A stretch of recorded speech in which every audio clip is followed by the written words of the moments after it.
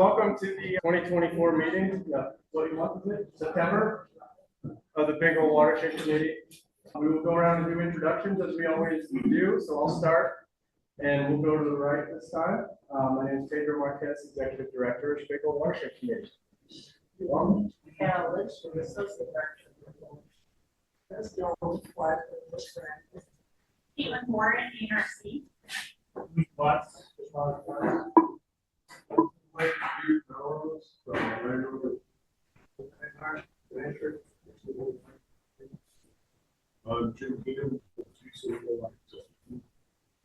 so this is Mountain Bureau Geology. Tina Capito, Mountain Bureau Geology.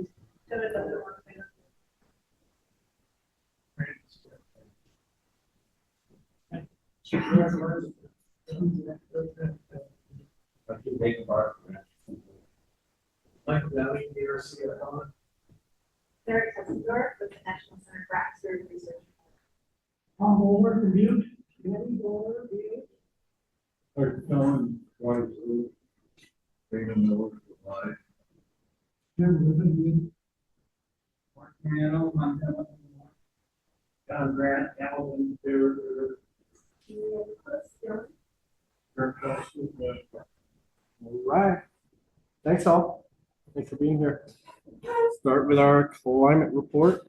Did you get it up, Tana? Is it there? Sweet.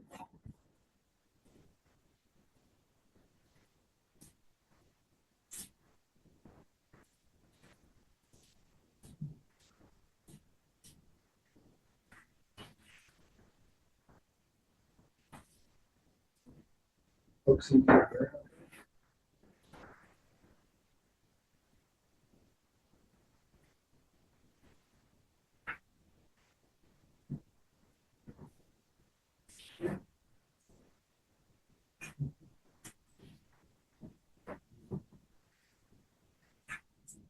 Everybody, I'm Caitlin Warren. I'm a hydrologist on the Big Hole for the NRC, and I give a stream flow precipitation report every month for the committee.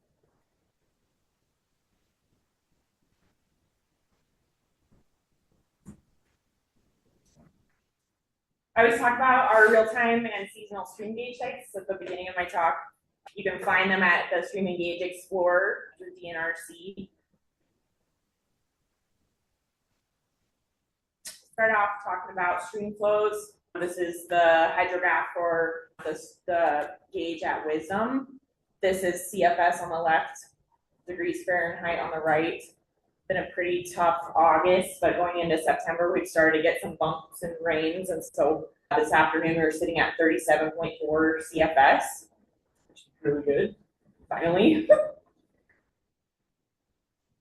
This is the Mud Creek gauge.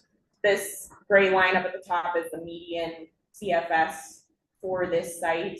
It's at 53 CFS today. This is Dickey Bridge. Today we're sitting at about 139 CFS, and temperatures are starting to drop at the site. This is Wise River. I wanted to talk a little bit about it because it's had a really hard year.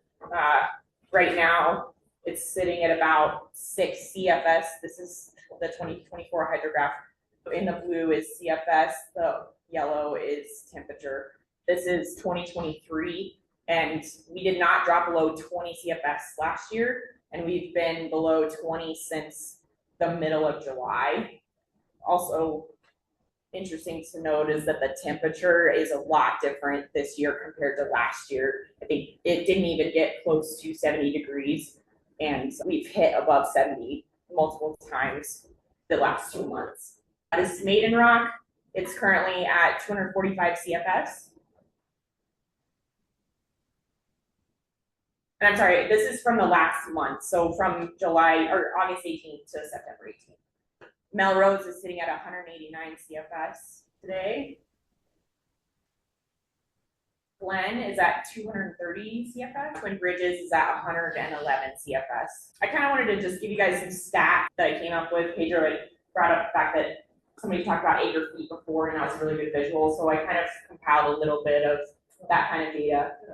This is for the Wisdom gauge. So this is water years 2021 versus 2024 monthly totals for acre feet. The 2021 is orange, 2024 is blue. So you can kind of compare to see how much water was coming in throughout the drier months of the year and how it compares to that really bad year in 2021.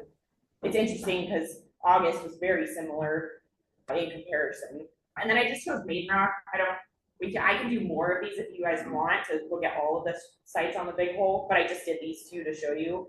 Same graph, orange is 2021, blue is, or excuse me, it's switched, I'm sorry. Blue is 2021, orange is 2024. So what's kind of your equally bad year, just differently distributed? Yeah, and I don't have huge takeaways from just this acre feet, so I wanted to compare it to precipitation for each month and see like where we are getting rain and how that's affecting and like what the snowpack was. And so I'll do that next month. I didn't have enough time, I apologize to do all that, but just a little glimpse at what's gonna more in depth in October. That context is really helpful, Yeah. especially when we're communicating out to the public. It seems very acute right now. Yes. Yeah. Is it in this one? Oh. Yeah, I'm sorry, I switched it up. Everybody, On our toes. look at my graph. Precipitation for the Big Hole Watershed, we're at 79% of median values. I just wanna point out that like we have gotten less than 20 inches of rain this year, and the average is 30, so not near as much as we. Michael Downey gave an awesome talk on the drought maps that he contributes to, and so I wanted to kind of use some of that to talk about precipitation a little bit more in depth, because it's just using 6 or 8 snow-tell sites is not really like a great example of what's actually going on throughout the entire basin. And so I am using the Montana Climate Office standard precipitation index maps. And so how these work is they're a percentile. So red is less than 2%, or excuse me, in the -2% second percentile, and dark blue is above the positive 2% percentile. So like for all the data, it's the darker colors are much worse. So this is a 180-day standard precipitation index for the Big Hole Watershed. So you can kind of see we're sitting at like the 50th percentile down to like the -8th percentile. And then this is the water year, which is starting on October 1st of last year, going to September 30th of this year. And you can tell that precipitation is really bad this year.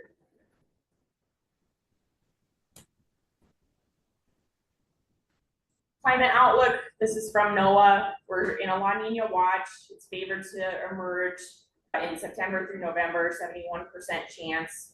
The continuation of the negative subsurface temperatures and low-level easterly winds supports the formation of a weak La Nina. Temperature and precipitation outlook for 8 to 14 days. We're going to be above average on temp and below average on precip. And seasonal, which is 3 months, September, October, November, we're going to be above average temperatures and equal chances of precipitation. And again, take the seasonal with a grain of salt because it always changes. This is the current US Drought Monitor map. We're sitting in D3 extreme drought conditions. Update on the Big Hole CCAA stream flow contributions. That's from the headwaters all the way down to Dickey Bridge. We've gotten a total of 116.35 CFS this year. And then I broke it down into the different sections. A lot of contributions coming from Reach C, which is, there's a lot of tributaries and a lot of large ditches. So. And a lot of landowners that are. Anybody got any questions for me?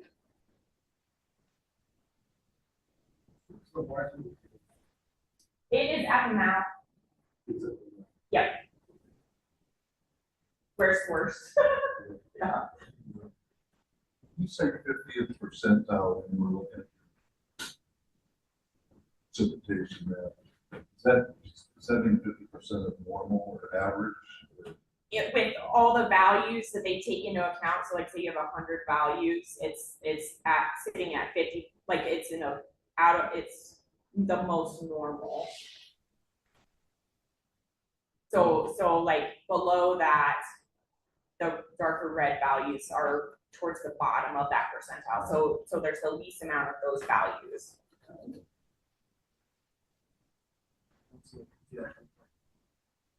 I'm sure Michael can explain it better than me. The percentiles for these maps. Yeah, I mean, and percentiles are tricky, because of course, we hear percent and you think, okay, well, it's 50%, then we're 50% of average, but in case that's not the way that works, because you take it, let's say you've got 100 values, you put them from your highest to your lowest. So if you're in the 50th percentile, you're about the middle, which is about average. I mean, that's a gross simplification of how that works. Yeah. But I think that really what that map is showing, and if you look at the water year, this has been short. I think that what we're seeing more now, I mean, we're getting some big Mays and some big Aprils. I mean, this year, June was a killer. It was just so dry in June. So I think it's kind of a trend that we started to see, I think, especially here in the Southwest Montana, is that we're not seeing the June precip, both June and July precip, that we've often seen in the past. And that is worrisome, because frankly, that's why, Montana looks the way it does. It's because May and June are typically our biggest precip months. And so, I think in a lot of ways, May saved us this year. You saw 2021 and how it had those May values that looked so good. But there again, 2020, it was middle of June, and it shut off. There was nothing after that. I think it was that, no, I'm sorry. Oh, I'm sorry. No, you're right. I got messed up with the blue and the orange. Sorry. Yeah, you can see in 2021, how much we had that really big net. Yeah. But then, come June, so came in July, it was actually about the middle of June to shut off. So, when you look at the water year, it's not been terrible. It's when we're at. Thanks. I planned this so that he would be here to explain it better. All right. Anybody got any more questions? Thanks. Thanks, Dave.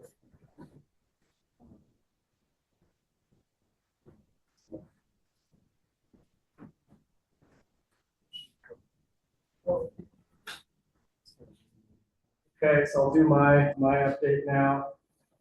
I'm sure there's something I did this month that's not on this PowerPoint.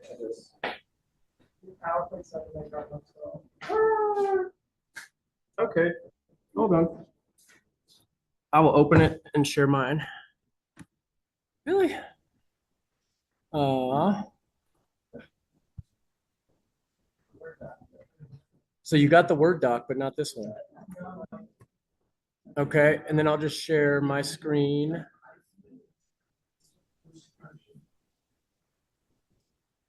Okay, we good there? Hiya, Mike.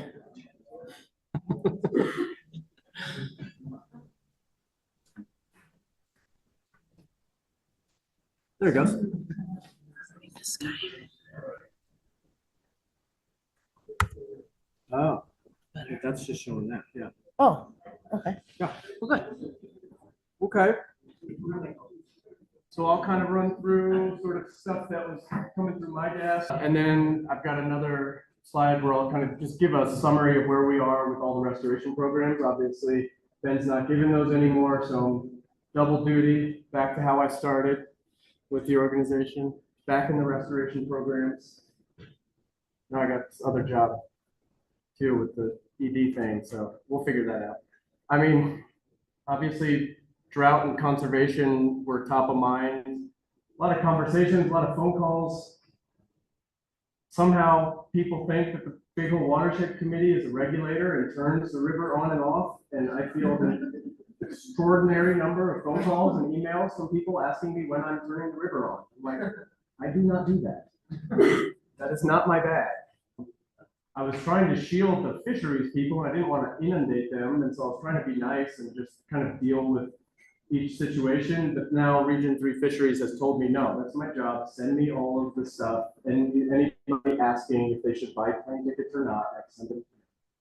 So I will do that with gusto. Talk to that guy. It's just really hard. It's a terrible year, right? I mean, anybody in the business, anybody depends on people visiting. It doesn't help that, you know, media last year and the year before got out and people are, you know, they're creating a big hole with this river that dries up. Last year was not the case, right? If you were floating in August last year, you were probably one of the luckiest people on the planet because it was beautiful and there was no one on the river. But this year, yeah, on September 15th, all temperature-based restrictions were lifted. And I think that was sort of well placed in the drought management plan because typically temperatures start cooling down, the nights get longer, the river cools down. So temperature-based restrictions on fishing tend to go away on their own. And they did. So those are automatic and lifted. Where we're sitting right now is we have not hit reopening criteria quite yet. Section 3 may have, Section 4 did not yet. It's getting there. According to the plan, it has to be above 200 CFS for a number of days before that section can open up. So if we're going to follow the plan, that's what it says. Fisheries will make their determination. And the whole river shuts down October 1 this year because we're in there. If you guys can remember when they put out their new management plan, it's sort of a red, yellow, green management zone. We're in red zone, which means automatic October 1, the river shuts down. So there's 2 weeks. Some people are hoping they can get another couple days out on the river. We'll see if that will happen. Not, you know, give them a break. There's more fish next year. So Mike Duncan, he's been great to work with. This was like his first year really kind of overseeing this plan and its execution. It's nice that he's got fresh eyes on this thing. We'll sit down and debrief while it's still kind of fresh for all of us to talk about what worked, what didn't, things that he sees that might be improved with the plan. And then as a committee, we'll come back together in January or February and hash out what next year's plan looks like. So sound good? Any questions on drought plan execution? We only really hear about the drought plan on years like this. Last year, there was no one was calling me. I was like super lonely. So that's it. As far as, you know, last month I presented on the grayling decision, and obviously one of the claims that has sent the whole decision back to U.S. Fish and Wildlife Service was, well, there's no guarantee that the grayling program is going to be renewed. Therefore, you can't guarantee that what has been done is going to stay, right? And that's what the court decided. Well, turns out if the litigants had just called anyone in the grayling program and asked if there was intention to renew the program, they would have heard a resounding yes. And that did not need to be part of the lawsuit. That's what happens when you collaborate, right? You communicate with people, you understand where they're at, and then the end result looks a lot cleaner and a lot less messy, and there's a lot less litigation involved. So the partners are actively working on renewing the grayling CCAA program. Sounds like all landowners are on board. There's been so much investment so far. I'm a little bit relieved because I sort of said in the newspaper that it seems like they would want to renew the program. So I didn't want to kind of eat those words, and I don't think I'm going to. That would have been a little embarrassing. Let's see. Otherwise, as far as people stuff, you know, Ben left his program in a really good place. He wrapped up a bunch of projects in a flurry and really left things pretty smooth, as smooth as he could for me to kind of keep things going. He closed out like 5 projects in a month, and I've got kind of good drafts of final reports all laid out. So everything's really, I feel really good about how things transitioned. I will say that the 2 times he came by to sort of give us all the stuff and chainsaws and computers and printers, he sort of looked at me like, oh man, what did I do? And the main thing is just the vibe. Really, it was just the camaraderie and just the feeling of this room and how well we all talk to each other and collaborate.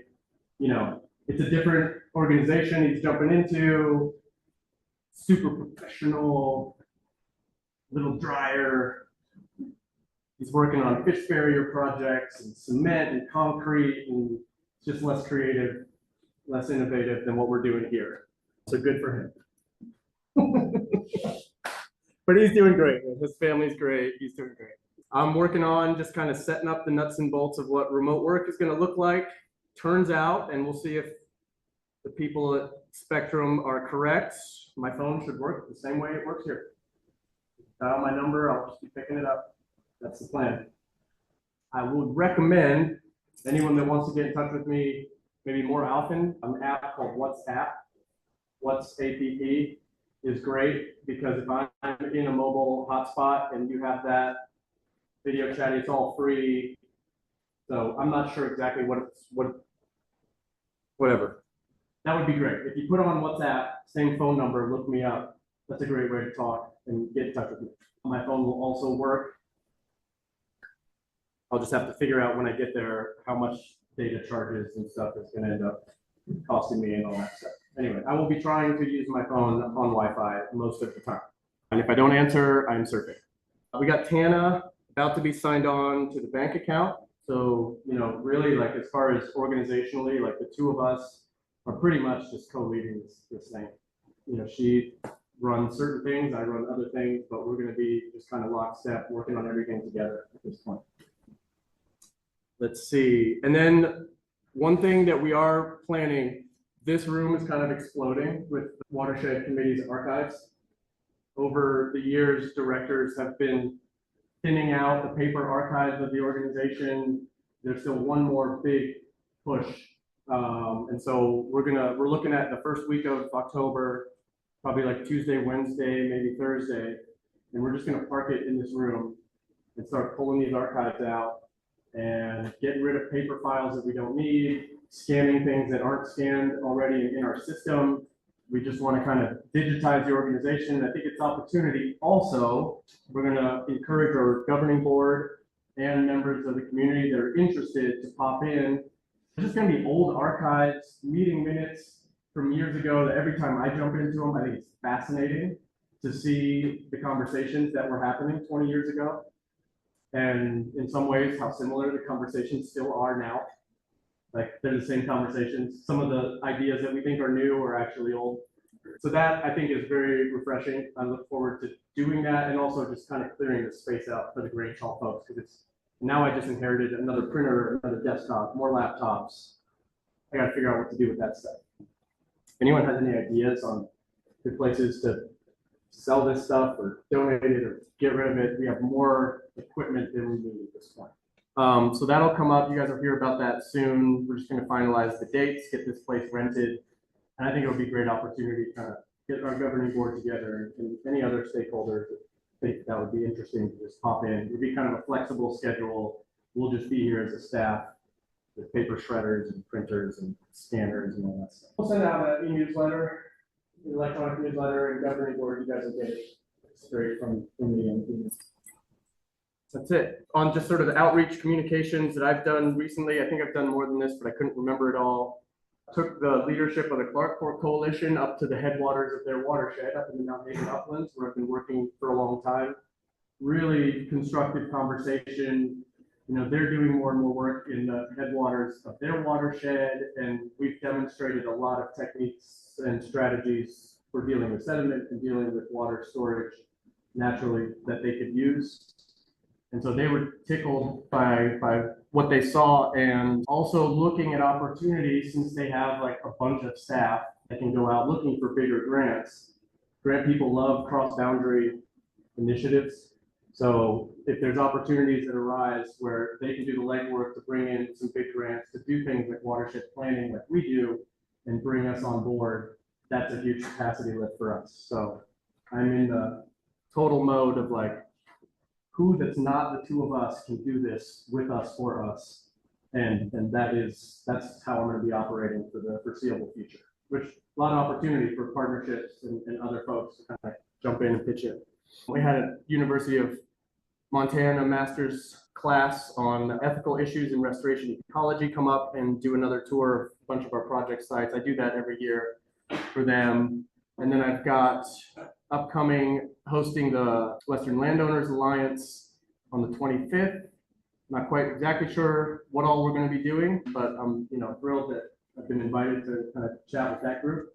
And the High Divide Collaborative is hosting a little fall celebration the next day at the Browns Bridge Campground, showing off some of the work that Ben did, and he kind of loaded me up with what he did because I've never seen it. That's it for that. Any questions here? And I'm going to run through our restoration program real quick. Okay. Do you have that one? Should I share it or? Yeah. I'll share.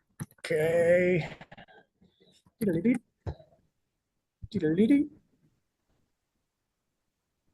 Oh, okay.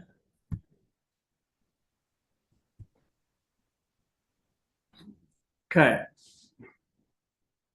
Don't blame me if you can't read the whole thing. Could zoom in a little bit. But this is, this is kind of what it takes to keep a restoration program going. Is you got to have this many irons in the fire. And this is why, I don't know. This is just how it's been. I'll kind of go through them one by one. Oh, awesome. Thank you. The Pennington Bridge, we've been kind of working on that one for a while. It stalled for a long time just on contracting. I just found out that Great West Engineering just got their contract from BHWC. So they will start design. That is that crazy S where the river makes an S-shaped curve by Pennington Bridge. The river used to flow the other direction and has since made this crazy S curve that was ripping out the stream bank. So there's 3 project alternative designs that are going to get worked on through this winter. And that's really on them, but we'll keep you posted as those come through.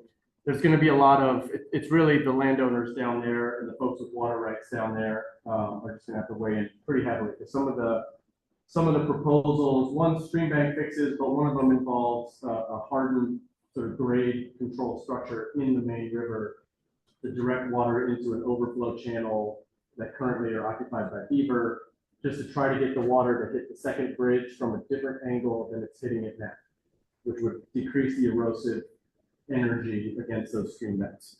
Obviously, the county is very concerned because if we lose the river there, it's hard to even think about what might happen there. I mean, the big hole in the beaver head might just emerge. I don't know. It would be really ugly. On the Elkhorn mine, there's kind of 4 grants right now that collectively are moving that project forward. We're about to get 30% design sheets from Pioneer Technical, and that will wrap up that grant. I'm just got to finish writing a final report for the repository investigation that ended about a year ago.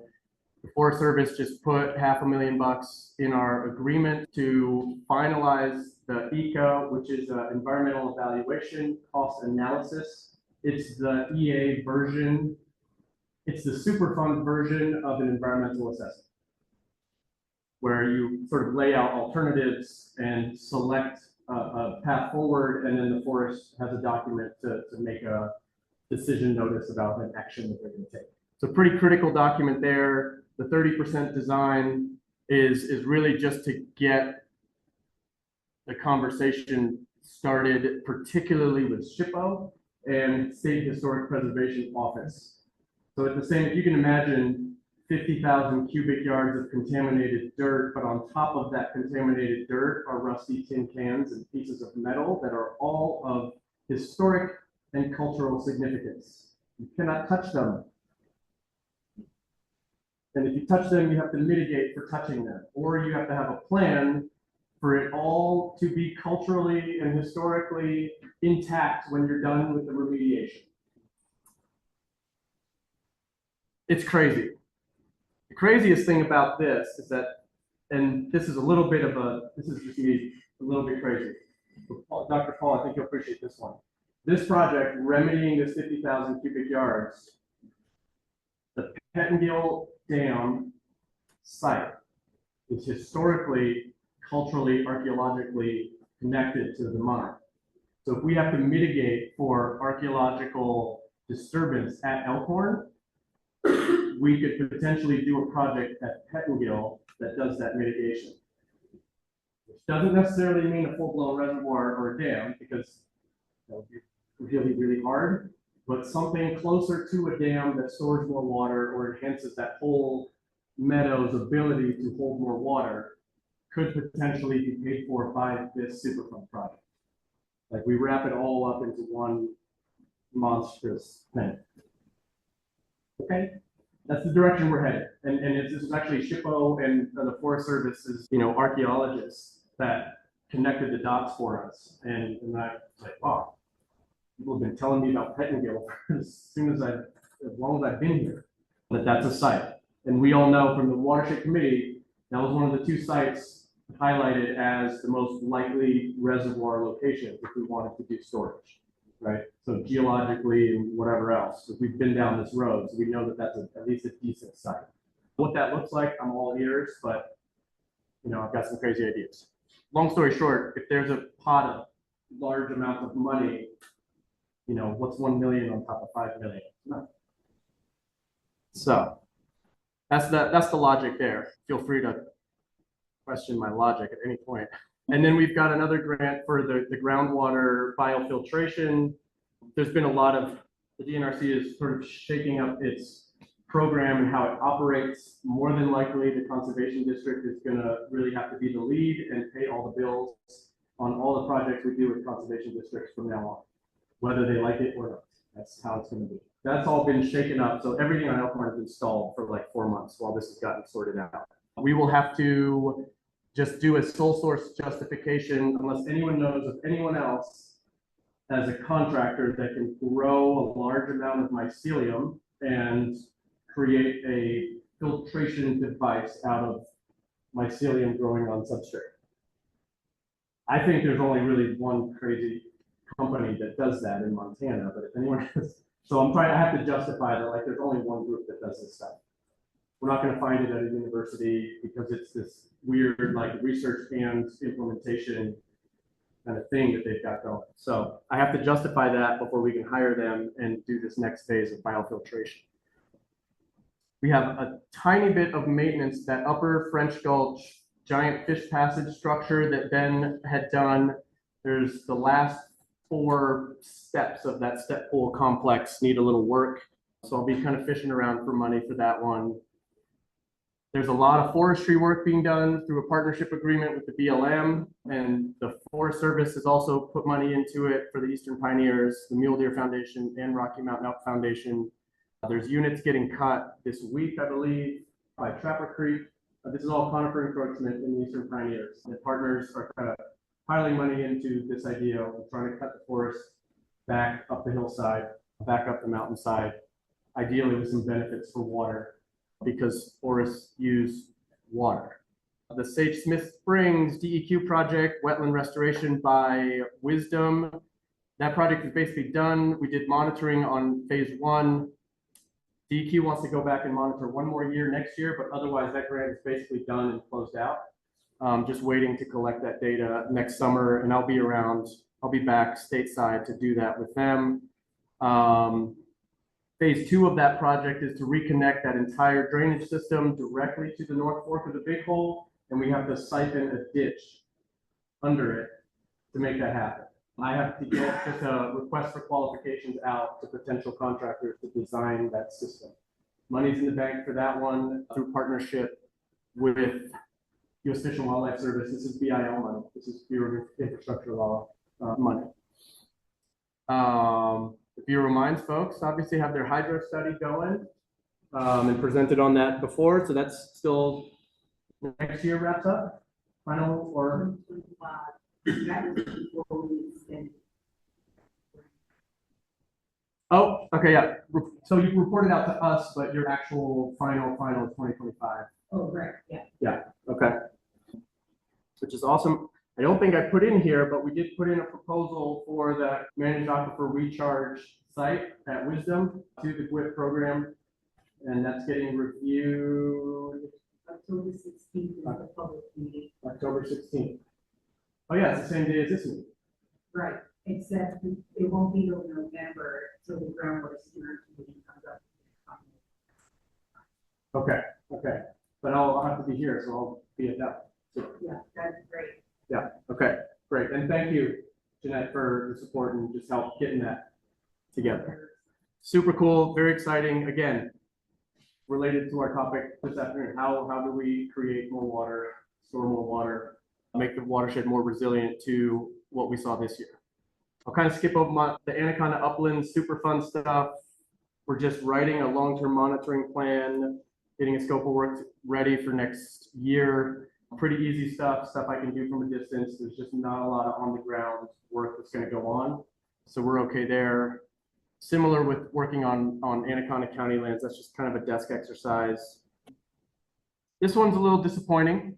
We did put in for money to the DNRC's irrigation grants program for headgate improvements on Wise River and Jerry Creek, 2 different proposals, got negged on both of those.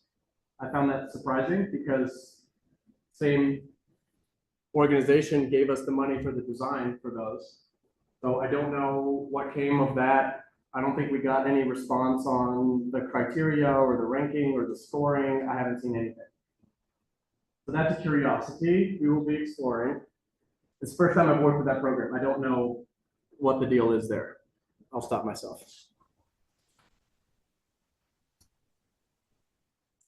Any questions so far? Just got a few more. We do a lot. There was a quick Trail Creek conifer encroachment. We finished the last of the conifer encroachment. Ben finished that up before he left. We got another 250 acres, I think, cut out of that drainage in the upper Big Hole. There's a fabulous Moose Creek Meadow project in development. We have high resolution drone imagery of this meadow where we want to restore beaver habitat. I think the Forest Service recently acquired land in this area. This all goes well. It's potentially a great spot to translocate problem beaver once the fisheries department has a method for doing that.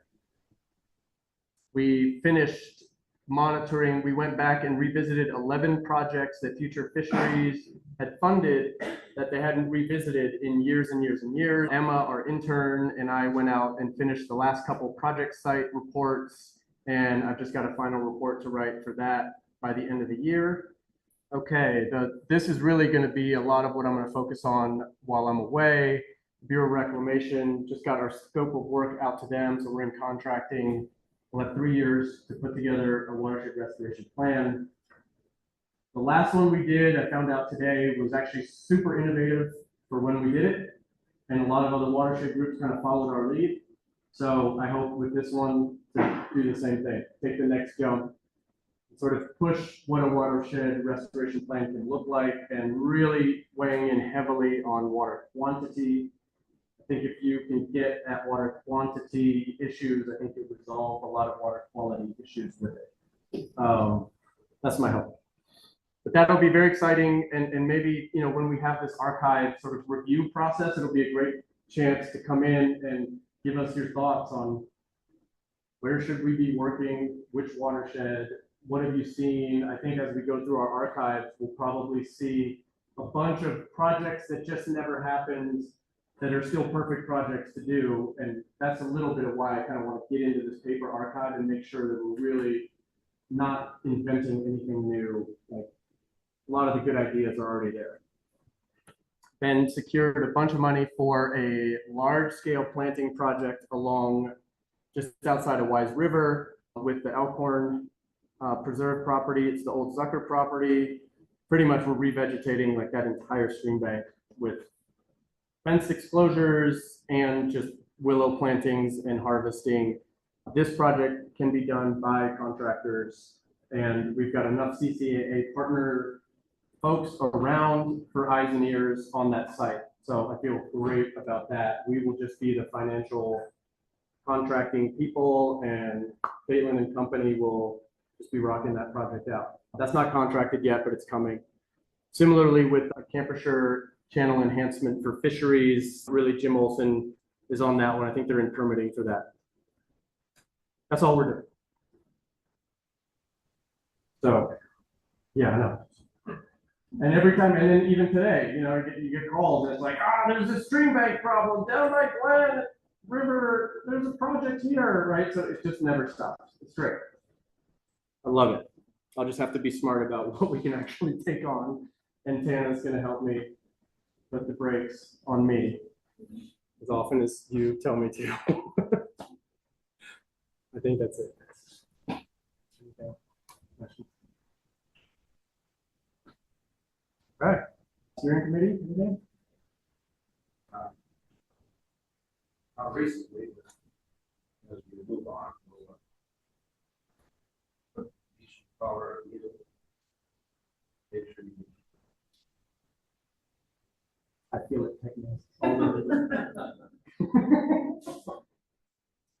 And your families landed in Brazil. They literally took off right before this. Yeah, so they're in the air right now. That's crazy. Weird living like a bachelor after 15 years. It's not okay. Stop sharing. Stop sharing, Pedro. Yeah. You got it?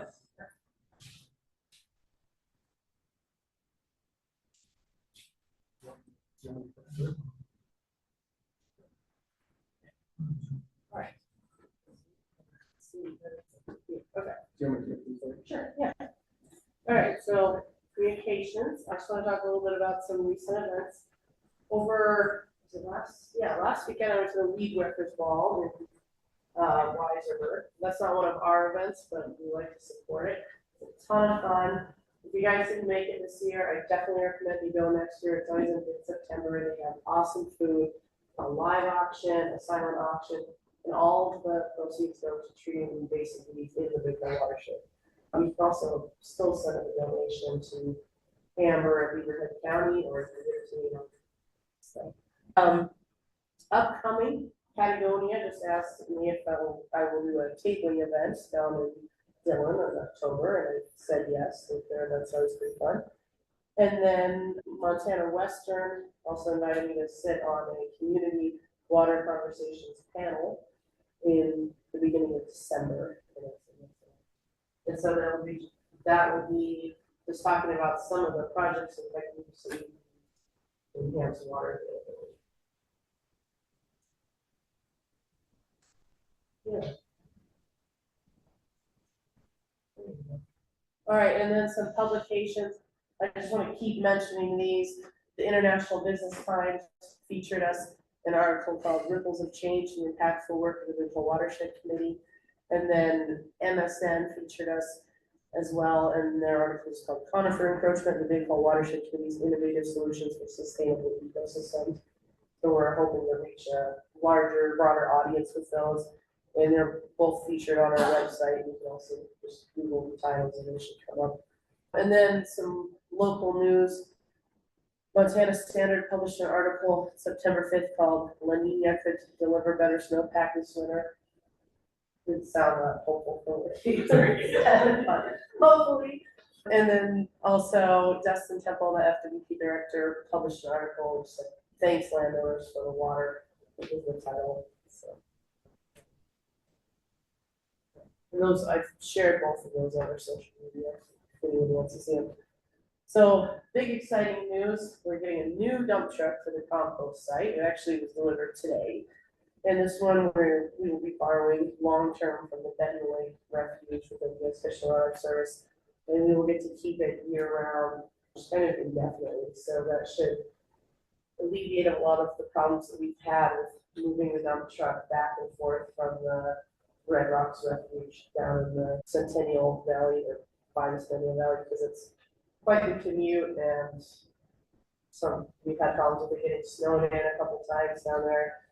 And this way we just get to tell us otherwise. So but I don't know if there's a dump truck. Nice. Is this, so maybe we'll be able to do garbage pickups, extend the, Yes, we may be able to, it's somewhat dependent on the loader, we have to have a loader to remove the carcasses and cover them and everything. But this opens the opportunity for us to provide carcass removal for more of the season or more of the year, because we usually only are able to provide it in March and May, because that's when we have the truck. We get a lot of calls in February and June and other times, so that opens up a lot of possibilities. And then the Range Rider program is in full swing. It'll be wrapping up September 30th. If you're not familiar with it, we employ a Range Rider, Chet Robertson, since 2010. And he's still going out there for us every summer and patrolling U.S. Forest Service grazing allotments in the upper Big Hole, checking on cattle, but then also looking for wolves and bears, and with the goal of preventing depredations and then also locating carcasses quickly and getting Fish and Wildlife or Wildlife Services out there quickly so that they can confirm whether or not the loss is from a wolf or a grizzly and then reimburse the rancher himself. But Chet's been really busy. He's seen a lot of bears this year and I think kind of a normal number of wolves, but a lot of grizzly bears. I'm not sure, it seems like he's seen grizzly bears regularly. I'm not sure exactly how bears that represents, but he's getting a lot of pictures of them, tracks. He thinks that's grizzly scats. The grizzlies are pretty active. And then this summer, he got himself a guard dog, so that's Finn McCool, who's keeping him company while he's out there. So, grizzlies will be terrified. yeah. So that's it for a while. Patience. Anybody else? Please. Just a little sidebar. We have a marriage.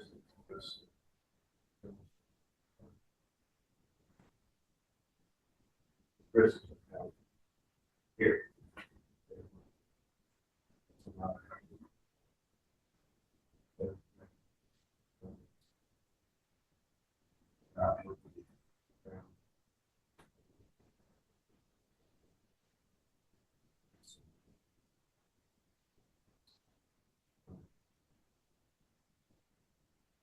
Imagine this year we've had a black bear down around the ride, which we don't normally have, and I don't think it's gonna get any trouble, but for that kind of meeting, I need to make sure it's secure all night, trash and food and stuff a little better, because I think a little lax about it, because we just don't get a lot of bears and,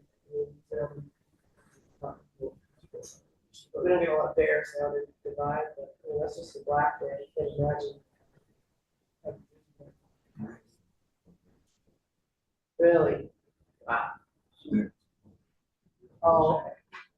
I heard there was one down at Baby Rock and then one in the Divide, so I don't know if it's the same one or not. The barrier crop is usable. Oh,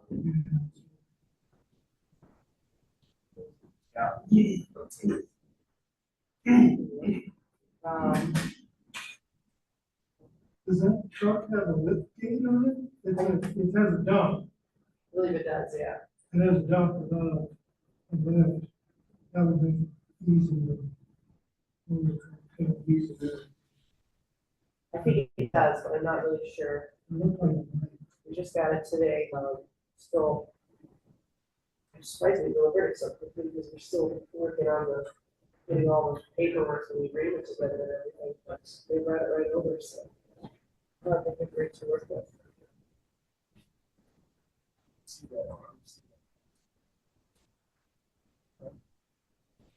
All right. Well, is there any other items not on that anybody has to bring up? So the only thing, a personal note, board members start thinking about providing the meeting in February. Because I'm gonna be taking some time off in February and March because I'm gonna be happy.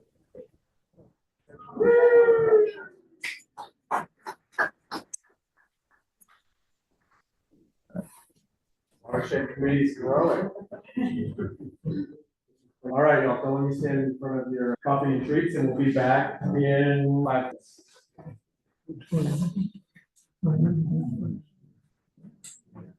All right, so first up, we'll have Michael Downey from the DNRC tee us up. He's been, greatly involved in even making this thing happen, so take it away, sir. All right. Hey, thanks for having me here tonight. My name is Michael Downey. I'm the drought program coordinator in DNRC. And for some of you, I was here in April and talked a little bit about this project. And now here we are in September. And I've got Sarah Tessendorf with the National Center for Atmospheric Research. It's a National Science Foundation, and they're the ones that have that we contracted with to do this study. And so she's going to talk. I'm going to talk to you a little bit about the study and a few things, and then turn it over to her. And she's going to talk about give you a little background on cloud seeding, and then talk to you about what she's found so far. I mean, we're still running the model simulations on the weather in the Big Hole to try to figure out, and this is really, it's about siting and finding out where the opportunities to do cloud seeding are, and that's what this study really is about. And then we'll have a preliminary report, what, a couple of weeks? No, here in October, and then the final report in February. But, oh, here, there, it's the one that was on the trackpad. So just a kind of a quick review. I apologize for some of you. We had a meeting in Dillon last night at the college to talk about this. So if you saw that meeting too, I there too, I think, Jim. But just to go back over the study goals, the primary goal was just to assess the potential for cloud seeding in southwest Montana. And at the time when we did this, we identified southwest Montana, and a big part of that was the work that's been going on in Idaho and in Wyoming, where they've had cloud seeding going on for quite a number of years. And so really wanted to kind of leverage on some of the work that they've done there. And so that's how we landed on southwest Montana. The next goal was to do a preliminary, to develop a preliminary design that really got to the part of that is to both siting and where you might do that and how you might do that, whether that's airborne or whether that's crowd seeding, and also just a cost benefit analysis to see if cloud seeding makes sense here. Cloud seeding is expensive, and both from a kind of an infrastructure operational standpoint, and that you've got to be doing the weather, you've got infrastructure to get the equipment, whether if that's in ground seeding equipment or potentially you're working with a company to do airborne seeding, but it's expensive. So spending that time up front to figure out whether this is going to work is why we're here. And then the third goal was just to support public education and outreach efforts, and certainly part of what we're doing here. We've got some flyers and just to better bring people up to speed with respect to what cloud seeding is and what are also part of wanting to hear what are people's concerns about cloud seeding, which I think there's a variety. I think this has been going on actively since the 50s. And so there's a lot of history out there, but I think in Montana, this is a new thing for us. So if you look at where cloud seeding is being done in Montana or in the western US, all those states in gray will show you can see that those blotches in blue are where there's active wintertime cloud seeding, which is what we're looking at here. It's in North Dakota, Kansas, and Texas. They actually have summertime programs, and so they're seeding for both hail suppression and then for rain as well. But pretty much every place else, it's a wintertime thing where you're trying to enhance your snowpack. And even for those states that like Montana are in white, now we do have this cloud seeding feasibility study. Arizona has a pilot project, or they did a study in the White Mountains. They did a feasibility study in the White Mountains. I think that New Mexico that's a summertime program. I think they're partnering with the Texas program right now. Right, and to it's- do summertime. so probably- Washington is doing a feasibility study, as is Oregon. I think that this is not, we're not gonna break the drought or prevent a drought with cloud seeding. This is another tool in the toolbox, is really what we're looking at. And I think that map alone shows you why there's a reason why people in the West are interested in this. So just a little brief background on some of the other cloud seeding programs. Utah has launched in the 50s. They've been in continuous operation since 1973. So it's one of the older programs in the country. And I think the interesting thing about Utah's program is they've got a pretty broad mix of different seeding operations there, and some of those they've got 70 manual seeders. They've got a number of remote. The remote seeders are more expensive. Are more expensive to build and to operate than a manual one. But there's a manual seeder means that somebody goes out when the weather is right and they actually turn that on and turn it off. Whereas a remote one, it doesn't require somebody to be there on site. And so in these rural sites and typically higher elevation sites, that can make a big difference in terms of your ability to do that. I think one of the things I wanted to point out with Utah's program, and really is similar for most of the states, is while they have in 2023, the state put in $12 million in one-time only funding, and then increased their contribution to $5 million a year. So they made a really big investment this last year in Utah. Prior to that, historically that $250,000 a year in state funding, $1,000 in local funding, most of that is coming from both municipalities and conservancy districts, irrigation districts that are contributing to the program. And then the other funding coming from the lower basin states. And so those are the Colorado River basin lower states that are making a contribution to that as well. And for the water there, between $2 and $15 per square foot per square foot. Wow, how did I do that? Per acre foot. It's a little expensive, yeah. Square foot, acre foot, it's almost the same, right? Apologize for that. But anyway, and part of that cost differential it depends upon how they're producing that water. With 70 manual generators, that's cheaper water than if you got an airborne program. And so there's quite a variation. And so, Sarah, do you know if you look across the West, is there an average, or it really depends upon per cost per acre foot? As far as what the program evaluations are showing? As far as yeah. Yeah, they're generally on the order of, less than $10 per acre foot is what a lot of those estimates come up with. Right. But I've seen some as high as. And they're like, I can't be, there's some uncertainty in those estimates, so. Right. There's some uncertainty, and I have seen numbers as high as $100 an acre foot. And so that's probably, so I think that's part of what the analysis is about, is if we're coming out at $100 an acre a foot, it may well not make sense. That's pretty expensive water, but if you're at $3 or $6 an acre foot, then that's different. In Idaho, just to quickly run through those, they've actually got a program in the middle of the state as well, but just talking about the Upper Snake River Basin projects. In that northern Upper Snake, 168,000 acre feet of water that they calculate they're producing from that. Southern Upper Snake, 464,000 acre feet.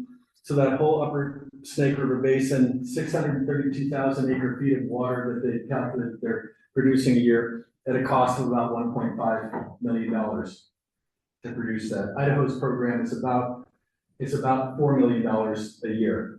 And then on to Wyoming. I think Wyoming stands out in the sense that if you're looking at their 2004 to 2016, their kind of feasibility and pilot studies, they really invested a lot of time and a lot of money in that kind of upfront work of the feasibility and pilot projects to prove the concept, if you will. I think the phase 1 and phase 2 feasibility studies were, what did they spend on that? They were, The phase twos were usually around 250 to 300,000. okay, but I think in that whole, what did we say, that they spent $14 million on the. For the pilot program. For the pilot program.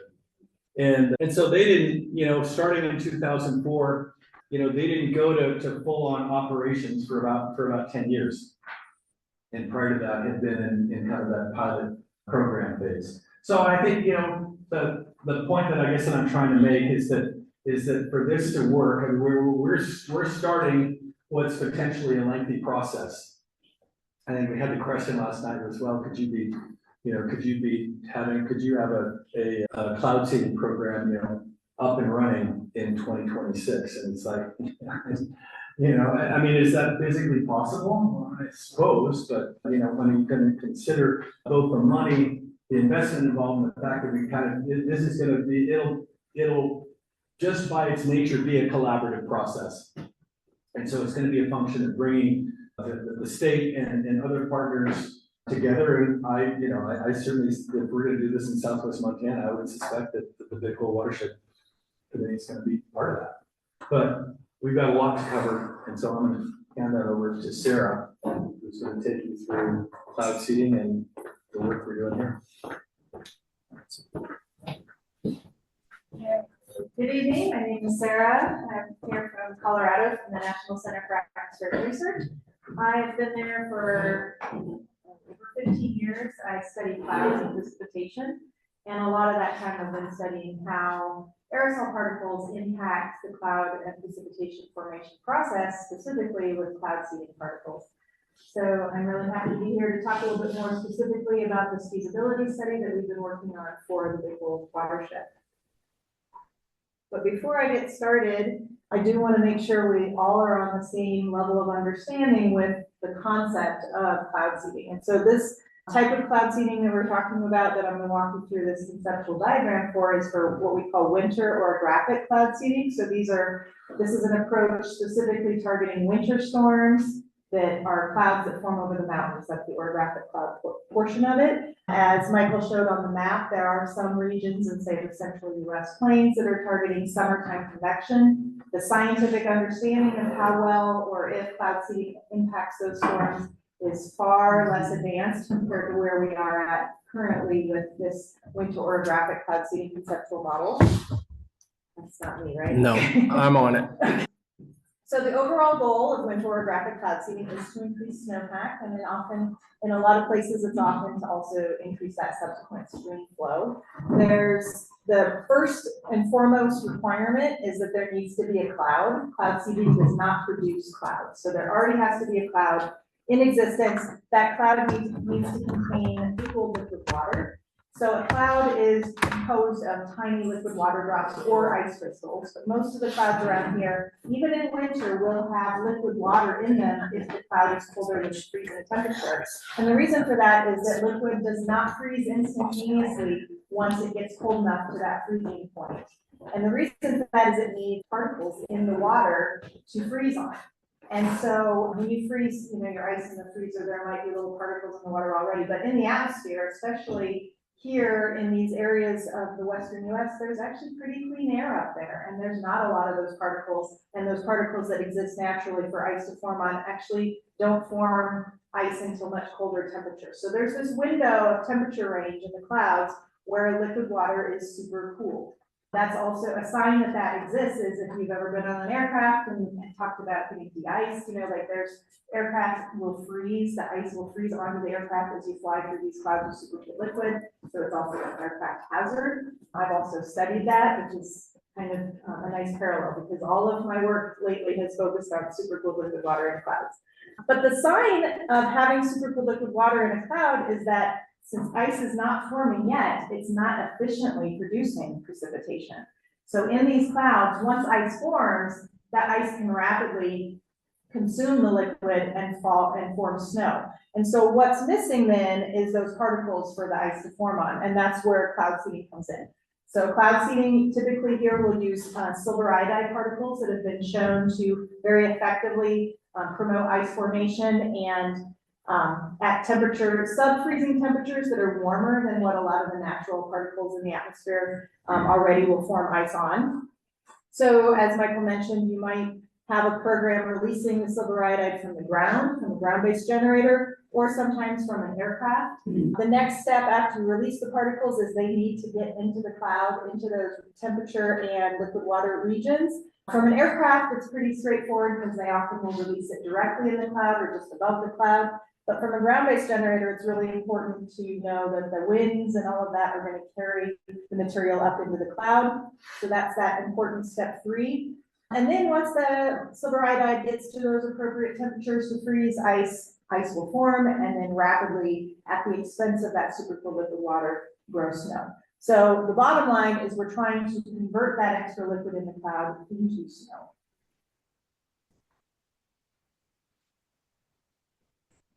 So the concept of cloud seeding has been around since the 1940s, and there were a lot of experiments in the 50s, 60s, 70s, researching cloud seeding to form precipitation, as well as even grander. There were grander goals back then, but it was really challenging to detect and quantify the impacts of cloud seeding, in part because the clouds and the precipitation is naturally quite variable. And so how do you really prove that what you see in the cloud was due to the cloud seeding and not something that would have happened otherwise? So the approach was to use statistics like a pharmaceutical trial would do. Say we randomly seed some clouds and we don't see the others, that's our placebo, so to speak. And then we look for the differences and see, can we see a signal in that seeded sample relative to the unseeded sample? But that signal has to be greater than that background variability, and it often wasn't. So the signal from seeding was either too small or the background variability was too great for many of those statistical experiments to have really conclusive results. Fast forward to just a few years ago, we were able to go into the field for this field campaign called Snowy. It took place just north of Boise, Idaho.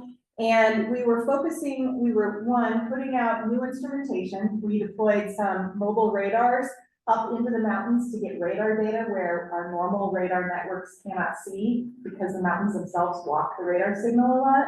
So we put these radars out up in the mountains to detect what was going on in the clouds better. We were using aircraft-based seeding as well. And so one of the things that I'll point out with when an aircraft is flying here, so in this example, this animation, it's showing radar reflectivity data over time. The winds are coming out of the southwest. And so as the aircraft track, which is perpendicular to the wind, the aircraft flies back and forth across that track, releasing the silver iodide. The wind carries it downwind in a zigzag-like pattern. And that's not a natural pattern. It's a very unambiguous signature of seeding with an aircraft, if you can see that zigzag pattern. So in this case, this cloud had supercooled liquid water, but was not producing ice until we started seeding it. And you can very clearly see that zigzag. We, for the first time with these data, fully proved that entire conceptual model with clear evidence that ice formed snow, and then that snow was traced all the way to the ground through the radar data and through precipitation gauges that we had deployed out into the region as well.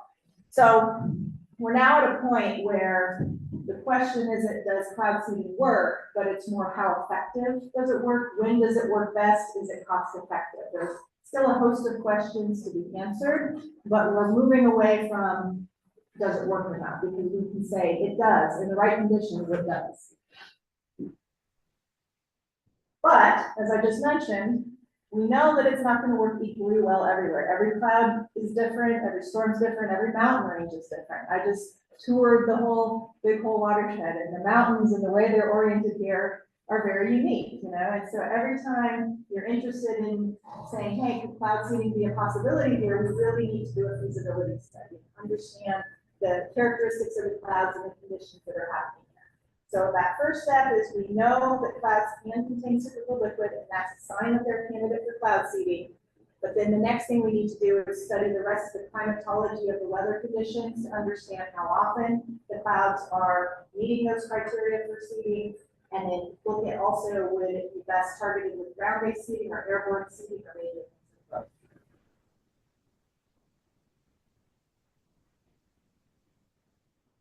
So the components of this feasibility and design study that we're following is first, we're doing this climatology analysis where we're trying to understand how often are there opportunities for cloud seeding, what are the characteristics of the clouds in this region.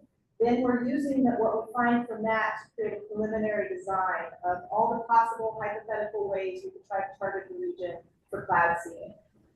To see what ways we might be able to do it effectively. The last step, which is what we're currently working on right now, so I'll give you some preliminary results from steps 1 and 2 here, but the third step is we then test and refine those designs.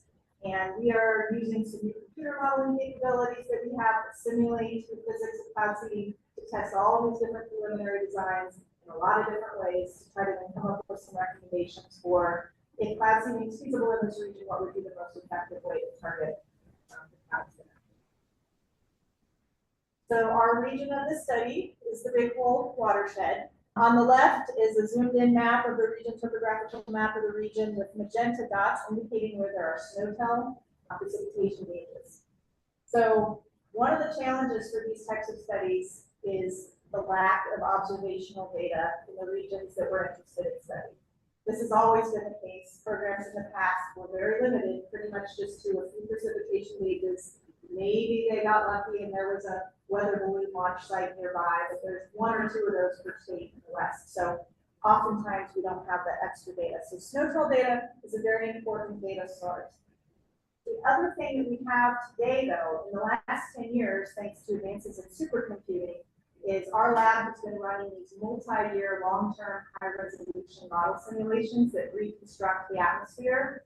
And so now I have three-dimensional data almost of all these different weather and atmospheric variables to look at that I can use for these feasibility studies as well. So what I'm showing on the right is a 40-year average precipitation accumulation in the wintertime months, November through April, over this watershed region. And on the next slide, I'll show you how it compares with the snow-tell data. Because we don't have a lot of data, but where we do, we want to compare that model simulation with the data to see if it's actually getting close. And I hope to impress you that it is, because I'm impressed by the fact that our models are getting pretty good to be able to reconstruct the atmosphere this way. But so this map on the right really fills in the gaps between those snow-tell gauges and really focuses us to know that the western portion of the watershed is where we get most of the precipitation. The eastern portion is actually quite dry. And again, my tour around the watershed, I'm being able to see that in the types of vegetation and things that are around here. The Beaverhead Mountains in particular, over the 40-year period, have been the most wet, with the Anaconda Pillars up north. And then there's the Pioneers in the center that get moderate amounts, but nothing as much as what we see around the boundaries to the west and the north. So as I promised, we definitely take the observations that are available and compare them with the model. But if we were only limited to those sites where we had the data, we would just be getting these glimpses at a few points around the basin, right? But so at those points, we're comparing the average water year precipitation accumulation from the snow-tell at the given site in blue and the model simulation in red. And since we're focused on the winter time period, that's what I'm most interested in. And for most all of these sites, it compares so well throughout the winter time period. We do see at the Dark Horse Lake site that things start to diverge in the summertime. We see that in other places around the western U.S. just because convection in the summer is still tricky for the model to always handle. We do have a site up at Barker Lakes there where the model, even in the winter, was producing more precipitation than what was being observed at the snow-tell site. That could actually be from the snow-tell being more exposed and not having as good patch efficiency, because snow is actually really hard to have fall directly in the snow gauge if it's windy. So that's something that we want to look into to see what that site looks like, to see if maybe that's even underpatch. It doesn't mean that the model's wrong, because there's uncertainty in observations, but either way, the model and the snow-tell are at odds at that site. But the rest of the sites around the region we're comparing and looking very well.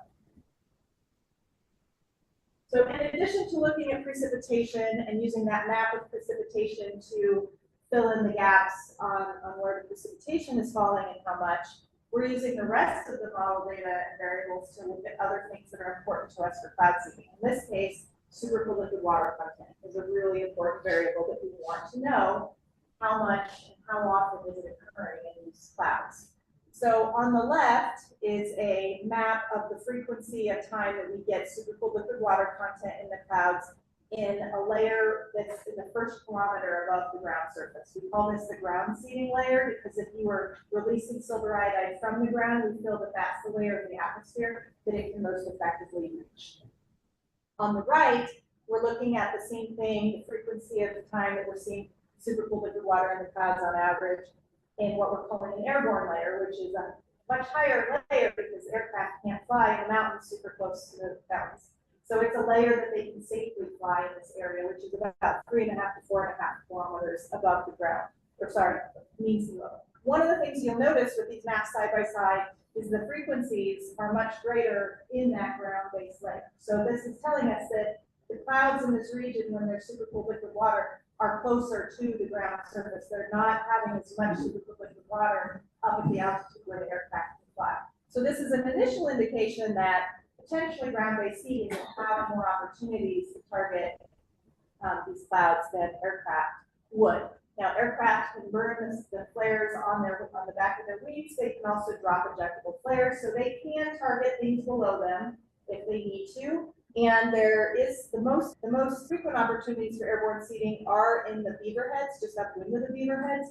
There's currently a feasibility study going on, funded by the state of Idaho, focused on the Lemhi River Basin, which is just on the other side of the beaver heads there. And so, even though the frequencies here are a little bit lower, if there's opportunities to cost share and share a plane, that can still make it sometimes more cost effective. So we're still looking into it, but overall, the frequencies for airborne look a little bit less than they do for ground-based here. The other thing that I do want to point out with ground-based though, is that step 3 in the dispersion, the dispersion step of the conceptual model.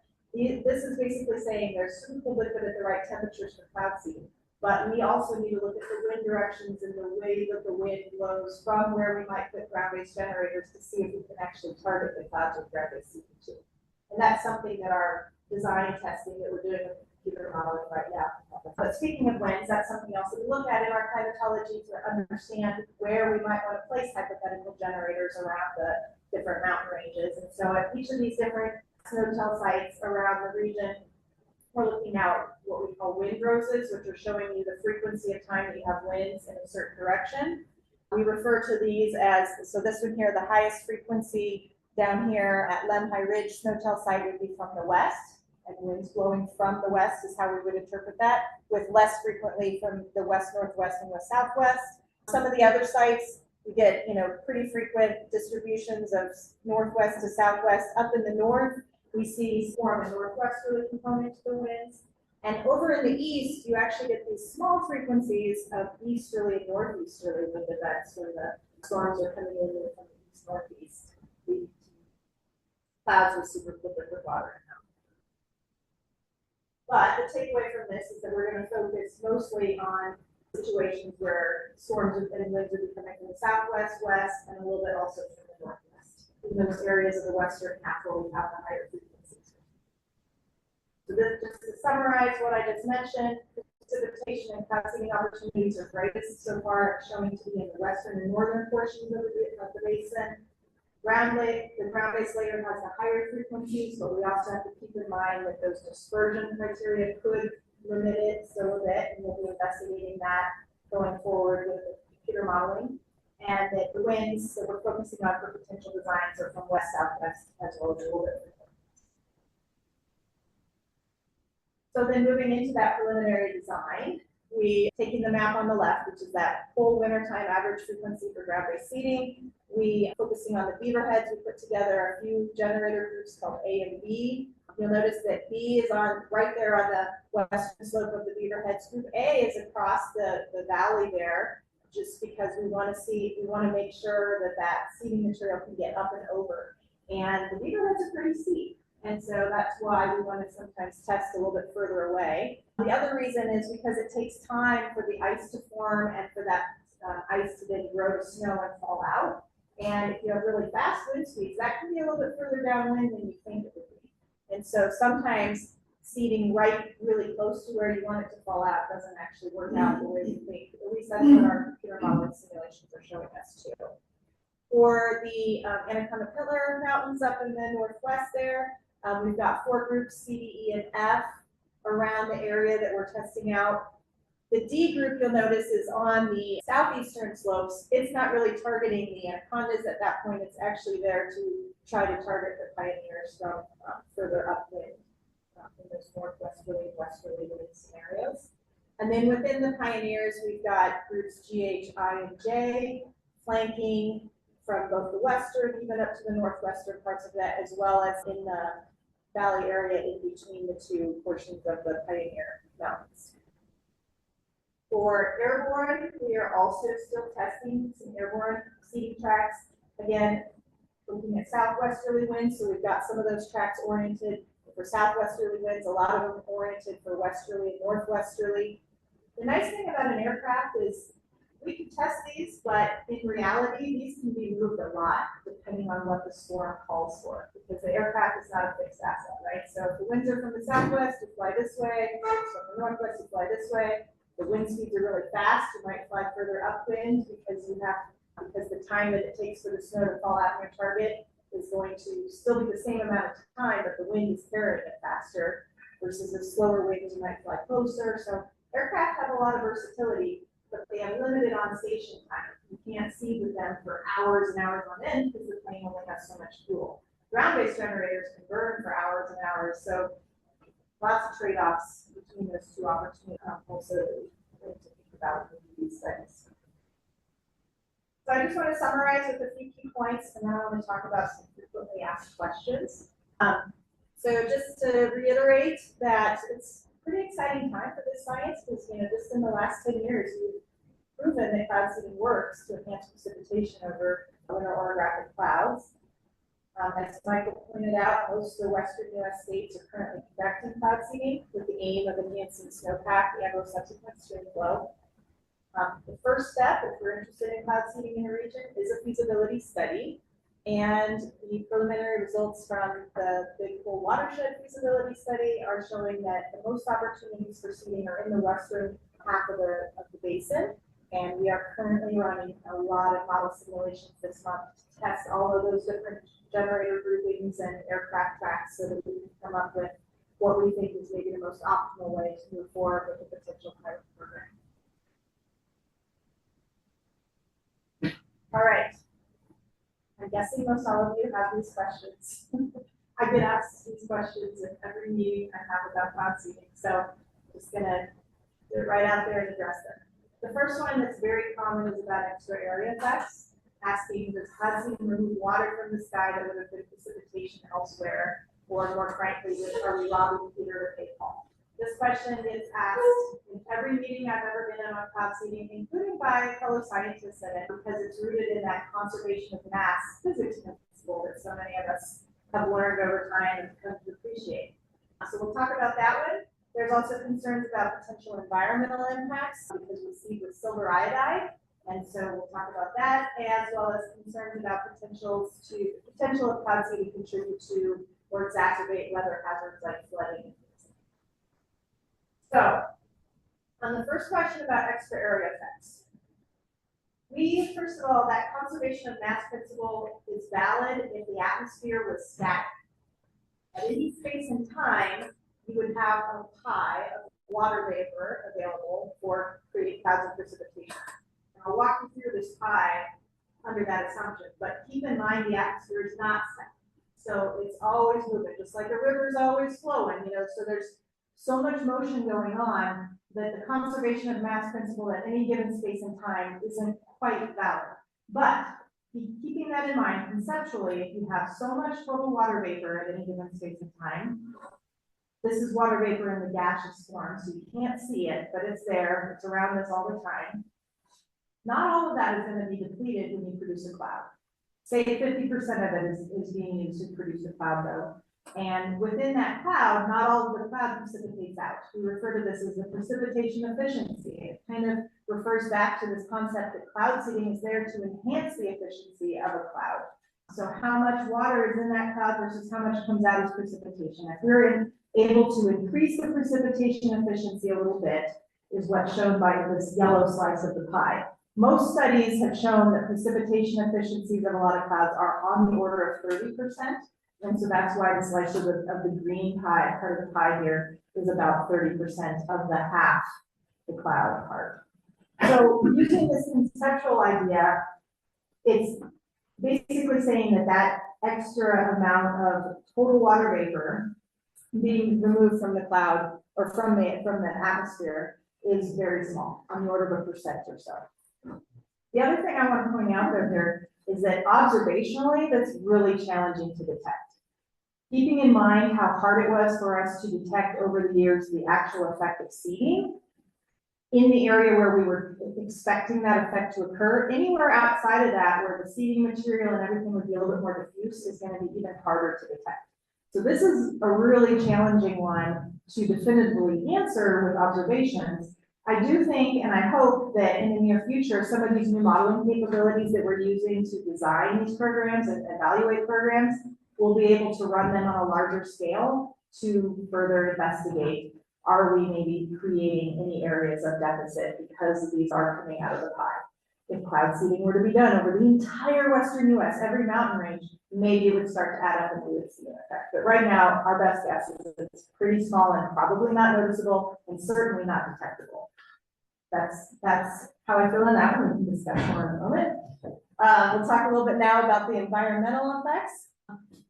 We don't want to pollute our water, soils, water, and snow.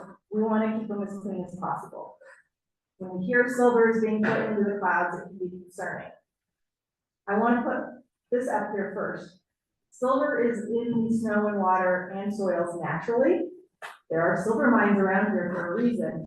So it's already in there. And this graph here is kind of showing you measurements of the trace amounts of silver that have been measured, not associated with seeding programs, but this is just the variability that you can get in soils and in unpolluted streams. We're down in the parts per trillion range of this scale here. Baseline values, a few parts per trillion in the snow.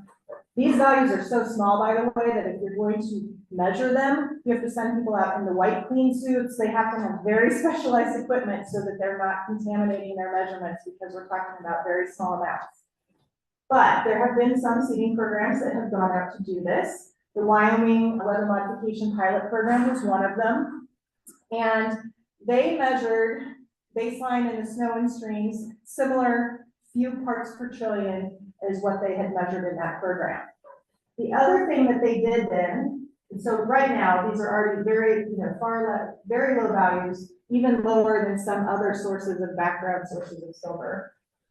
But they went out in a season prior to any seeding. So focus on the bright red bars here, that's the silver measurements that they were taking. They went out in a season prior to doing their seeding, and then they took these measurements in each of the years at the seeding sites where during the seeding, and they're not the only ones that have done this. There have been other seeding programs over the years that have done this. Some of those were hoping to detect enhancements in silver to attribute that snow to being produced by seeding. The bad news for them is that the amount of silver that was already there and the amount from seeding, you can't detect that. They haven't been able to really readily detect that change. So bad news for using it to attribute the snow to seeding. Good news for us to know, hey, we're not really adding enough silver for it to readily be enhanced above what those background levels are. And so as an example here, the very first year that they started seeding in 2010, it was half of the level that they were measuring the prior year. And so all of those years are either at or below that background baseline level. The other thing that I'll point out, which is also good news, is that this is a log scale, by the way, so it's covering a lot of ground. But at the top of that scale, that's where levels of silver would get into WHO or EPA concentrations of concern. We are several orders of magnitude below that. So at this point, with the amount of silver iron being used in seeding, it does not look to like it's accumulating in a way that would be of concern. And then the last question about hazards. All the programs in the US that operate cloud seeding follow suspension criteria. These are determined prior to them starting their program, stakeholder input and everything goes into this. This means that programs will not seed if there's a really big storm that's coming in, it's gonna produce a flood or an avalanche, if there's avalanche conditions already. If those things are happening, they're not gonna seed, because we don't want to take the chance that we could make anything worse. I will say, I don't think the cloud seeding can affect a storm enough. If the storm coming in doesn't have that much water to create a flood, it's not gonna suddenly make it create a flood, because it's just wringing out a little bit extra. If you have a really big storm coming in, it's probably gonna produce a flood. You don't wanna see that, so they don't. So when there's warnings, watches for avalanche, for floods, for severe winter storms, all of those things, those storms don't get seeded. The other thing that they do too, because as you're all probably fully aware, flooding can happen much later, sometimes if you build up a big snowpack. So they also monitor the snow water equivalent, which is what these charts are showing. And so the gray thin line is showing like the median, for probably a 30-year median snow water equivalent over the water year. It's not really showing up as pink, but that top line is showing you their limit. So it's usually around 140 or 150% of the median. And if the actual accumulation, which here at these two sites is shown in green, exceeds that, they will suspend seeding during that time. So that bottom plot is an example of a snow gauge that, or a snow pillow that had its SWE exceed that suspension criteria. So these are all the measures that are in place for programs in the US to mitigate hazardous conditions from the seeding. And if you're interested in spending more time or sharing with others to learn more about cloud seeding, a lot of what I just presented, but maybe a little bit more interactivity, there's a 45-minute or so online training module that we've produced now. It's free. You do have to sign up to get an email account or something like that when you log in or go to the website, but it is a free training. The COMET program has a lot of wonderful training on atmospheric science and hydrology topics, but we now have one on cloud seeding. So please share that information if you're, or take a look at it yourself if you're interested in learning more. And then at that, we'll take some questions. I got a question for you. Back in, when Mount St. Helens blew up, back in, something like this. That, does that form kind of like cloud seeding also? Because in this area here, it took about a week. And then it started to rain. And as it progressed, and this was in the late spring or summer, and then it would shut off. And where I live there, about 2 o'clock, it would turn around rain. So- It continued on, but So the weather patterns that allow clouds to form and stuff like that are not going to be affected themselves by aerosol particles, whether it's from a volcano or from cloud seeding. Those weather patterns are there. You can't control those, at least not that I'm aware of. But the particles from a volcanic eruption are particles that can interact with clouds and create impacts on the clouds. But I don't think that they would have necessarily caused it to rain. I don't know the exact types of particles that are in that volcanic explosions for that, but yeah, any aerosols of any kind, particulate matter, affect clouds and how they form. That's why even outside of studying cloud seeding, we study how does pollution from urban, environments like driving our cars and industry and stuff, how does that affect the clouds? How does desert dust, when there's dust storms, how does that affect the clouds and precipitation? Those are all parts of a topic called aerosol cloud interactions. And yeah, it's a factor. Why it likes to jump ahead on that one, doesn't it, Michael? You also have the pyroclastic effect too. I mean, I've flown through 5 volcanoes that were actually creating their own thunderstorms. So, Yeah. You have superheated mass that's exploded out of the mountain. Yeah, there's that thermodynamic response. Mhm.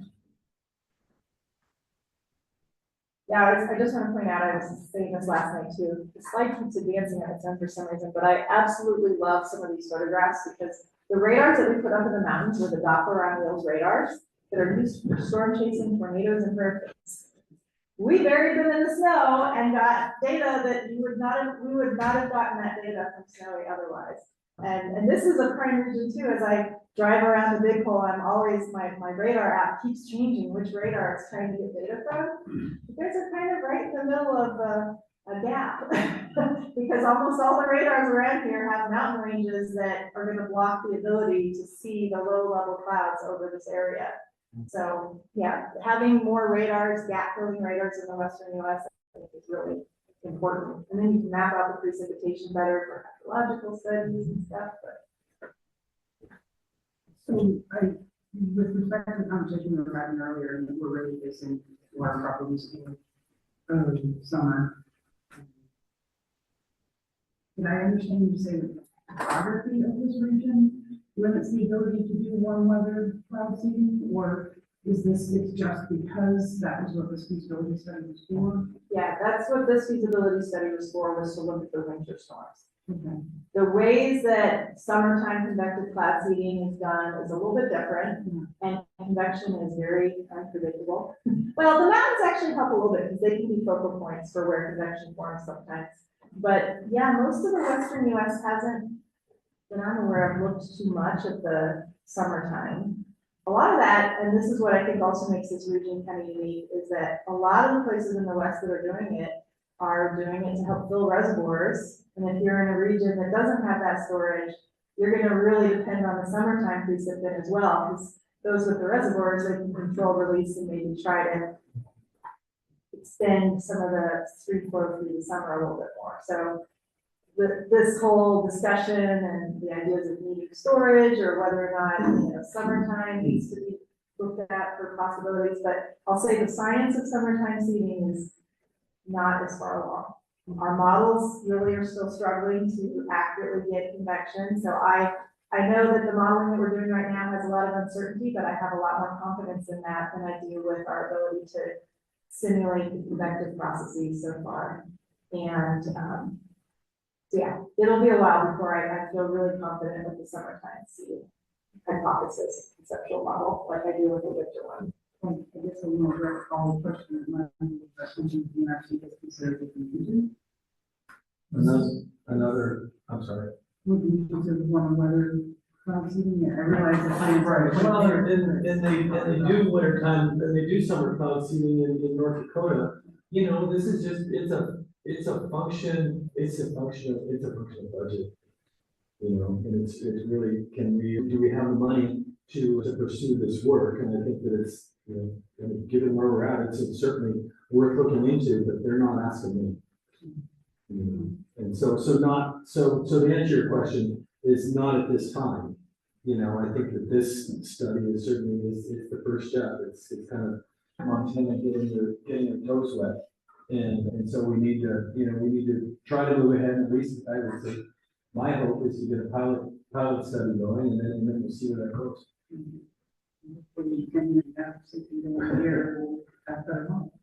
Yeah, a lot can happen in 10 years. I'm noticing over my career with technology and everything. Just maybe I missed this, but so how do you quantify how much snow is the result of seeding versus what would naturally be? Yeah, so I showed this last night, but in the effort to not take too long tonight, we cut out a little bit of things. And one of them was a little more detail on the model that we're using to do the design right now. So it's a model that simulates and forecasts the weather, and we've added in a component to it that allows you to release in the model silver iodide and parameterizes all the ways that silver iodide creates ice, and it basically simulates that whole process of silver iodide forming ice and snow. And so what we can do then is we can run a simulation with that seeding, and we can run the exact same simulation but turn off the seeding. And so then we have a way to look at the difference between those two simulations. So for example, if we want to look at the precipitation change, we will look at the precipitation, we'll look at the difference between the precipitation and the seeded simulation versus what we call the control simulation. And it'll map out for us spatially with an amount how much precipitation was different between those two simulations. So that's how we're doing it right now. It's the first time that we can really do a truly controlled experiment for this type of an evaluation. But models are not perfect, so that's the other challenge. And so when we use these models for evaluation right now, we're looking for as many observations as possible so that we can compare the observations of the case with what the model shows to see how well they compare. We also run the model in an ensemble framework too, where we run a whole bunch of simulations where we vary different things in the different initial conditions so that we can create a lot of different potential realizations is what we call it. And it creates a spread of potential realizations. So we could say, okay, somewhere within this spread, we think that the truth lies. So it's actually stuff you can't really measure on the ground. It's not easy. So in the snowy case where I showed you that zigzag, that was because that cloud was not producing any ice on its own. And we could very readily see that that was a signal from the seeding and measure it on the ground. So in those cases from snowy, we did measure it on the ground, with snow gauges and with the radar.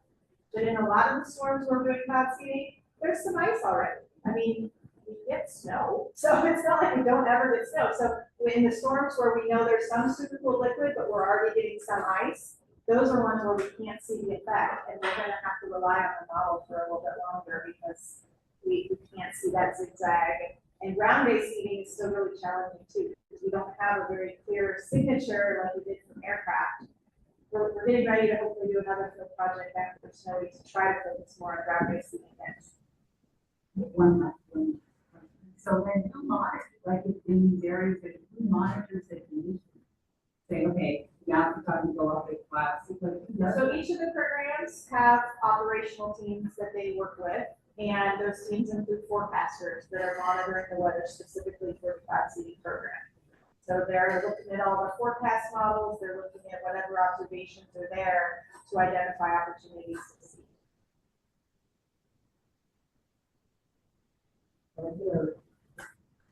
These programs have been in place for a long time, so other examples, like folks that are seeding for a snow resort or a ski resort or something, we're still having the same complications with treating.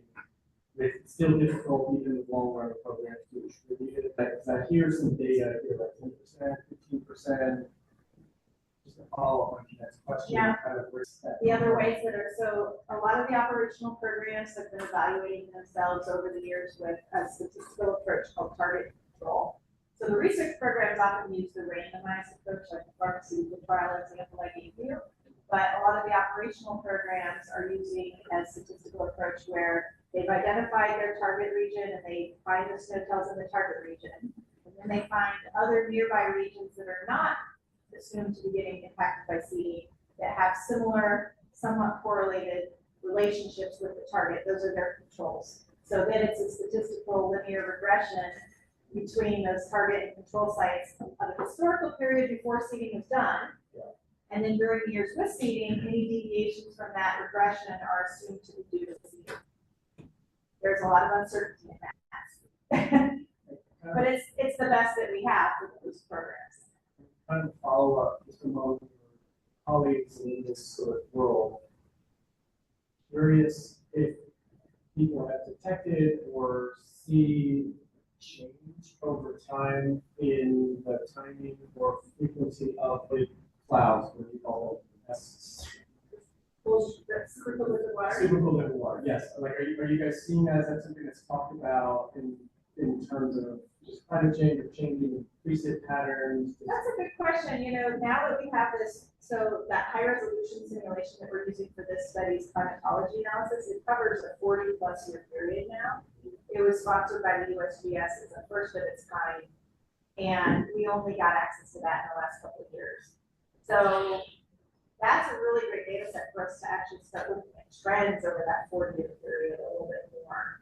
And I think that, yeah, that would be really interesting too. We've been starting to look into, dry days, and I want to look at like the dry spells, because like, especially hearing you all talk about like the summertime dry spell, like I think that's something that I experience even in the Front Range of Colorado, that we have some summers where the faucet just turns off midsummer. We don't get the monsoon moisture that we used to when I first moved there, and then it's just dry as a bone. And so to see how that shows up in these data records now over the past 40 years would be quite interesting. Just assume that everything under events just getting more extreme, not necessarily that it's less snow or anything, right? Way more than it's there. Yeah. I mean, yeah, the thing about like how the storm track's set up each year, that's what does a lot of this to us. We call it when we get under a ridge, where, you know, a lot of the weather goes over the north or something, that's when we just sit in sunny, dry conditions. Cloud seeding's probably not gonna do much there, unless there's some other way that clouds are forming and they're just not precipitating. So that's another thing I would think about with the summertime question.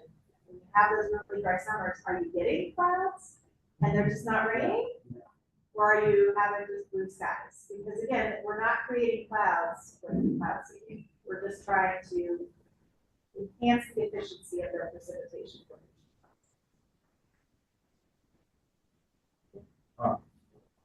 Your modeling have the potential to identify, say, an area of the west. Very conducive.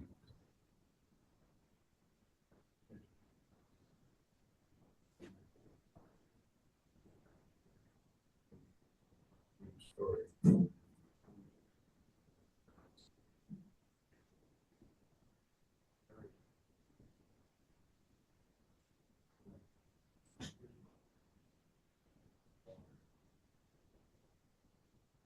Yeah, we have never done a study yet to try to design cloud seeding and storage at the same time. A fascinating new idea. Because, I mean, yeah, with the model, we can run a lot of different hypothetical situations. And so teaming with the right collaborators that could give us some of that expertise on how you even plan where storage should possibly go, because that's not my area of expertise. Would be quite an interesting study, I think.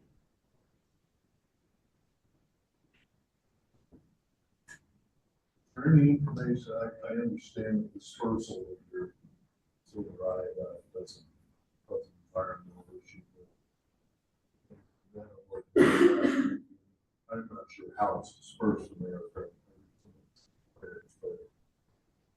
it's plane crash or is that creating an environmental risk? Consider The planes, they burn flares. If there was a plane crash, those flares would burn, but I have to see how many grams. I don't think it's still that much that the aircraft carries. I don't know also what the capacity of the ground-based generators are, if they were to somehow leak their silver solution. This would be a good question to ask some of the operators that know a little bit more about the capacity of the different facilities that they're using and what would it take for something like that to leak. You know, I'm sitting there using fire suppression point, something 50,000 gallons of emulsion. These planes aren't that big. Most of the time, these planes aren't that big, and those flares, so the airplanes that currently do cloud seeding have flare racks on the back of their wings. They sometimes will also have the ejectable flare compartments under their fuselage. So I don't know how many total grams of silver. A lot of the flare is pyrotechnics just to burn it into a no, not at all. Isn't that silver iodide compound that was used in America? Yeah, that's another thing too. Yeah.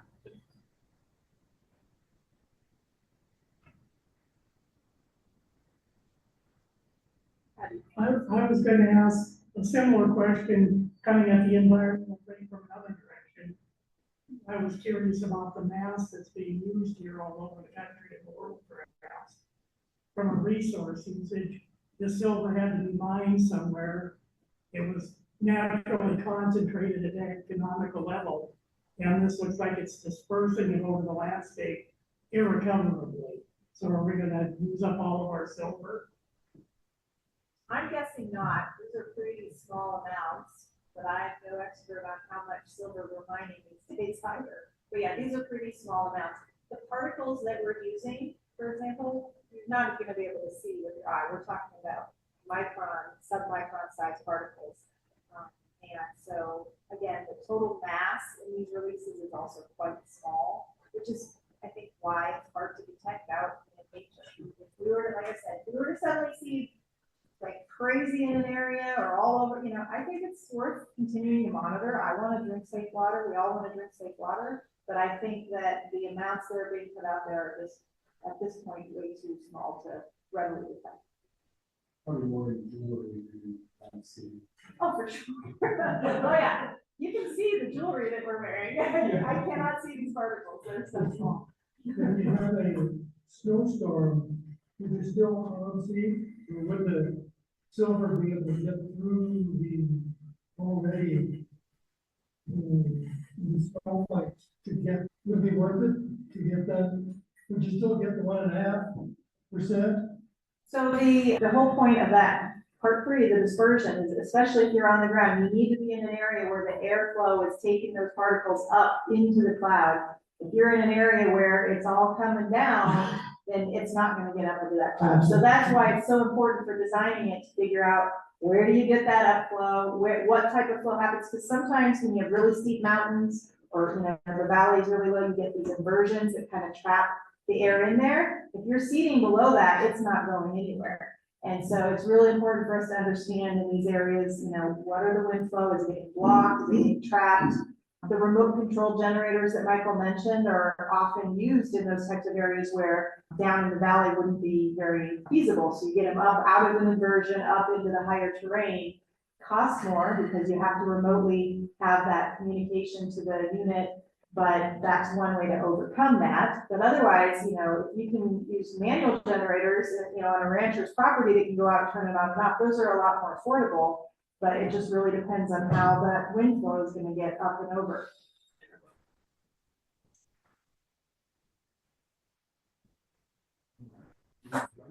Any last questions? Let's give a big round for